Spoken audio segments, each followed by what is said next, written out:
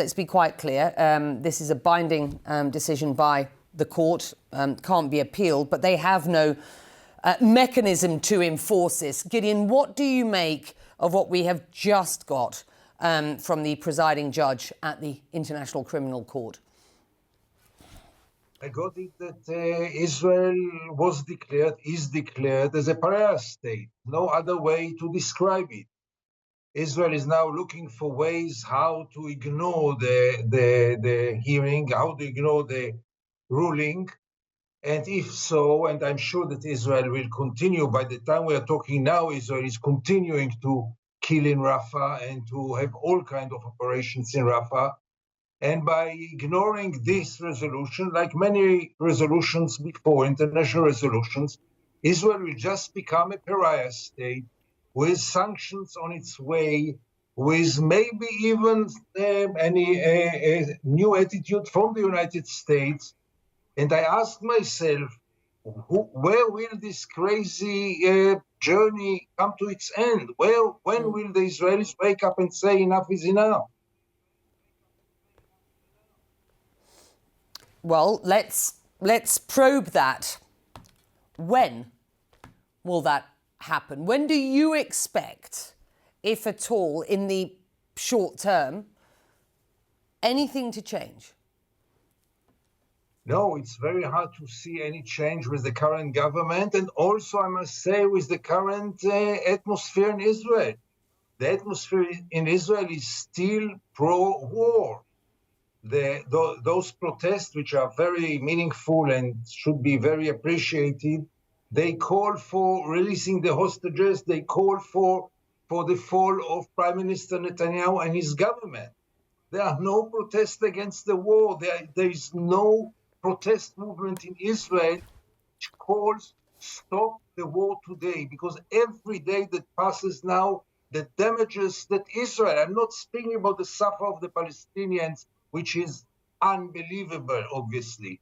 But even from the point of view of Israel, the damages are increasing from day to day, and some of them are irreversible.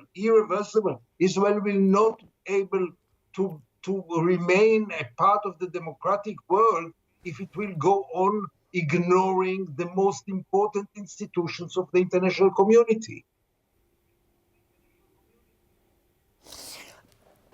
Can you give us some understanding of what is going on within the war cabinet and then the wider cabinet of ministers? There are reports that both the defence minister and war cabinet minister Benny Gantz have clashed, I think publicly at this point, with Netanyahu about the fact that they say he has no plan for the day after.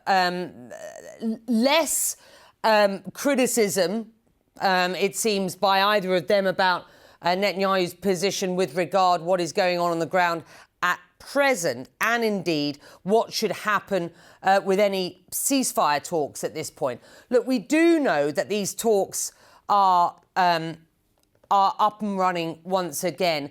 Do you get a sense from speaking to your sources that the Israeli government, particularly Prime Minister Benjamin Netanyahu, is in any way minded to accelerate work with the mediators and accelerate the potential for a ceasefire and a hostage release in the first instance, then working towards, which of course would stop a Rafah operation, then working towards what happens next? What's your sense about what's going on internally at present?